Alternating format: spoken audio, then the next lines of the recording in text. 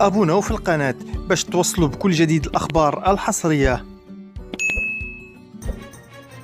نشر نشطاء صفحات التواصل الاجتماعي أخبار حول اعتناق النجم الأمريكي مورغان فيرمان الإسلام اليوم بعد مشاركته في حفل افتتاح كأس العالم قطر 2022 مع الشاب غانم مفتاح سفير النوايا الحسنة في قطر، في مناظرة بالفكر والثقافة الشرقية أمام الفكر والثقافة الغربية خلال إحدى فقرات الحفل.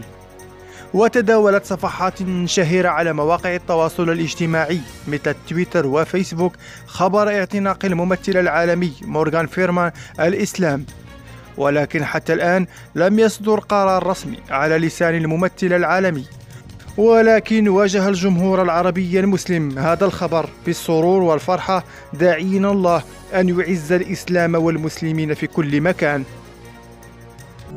تابوناو في القناة باش توصلوا بكل جديد الأخبار الحصرية.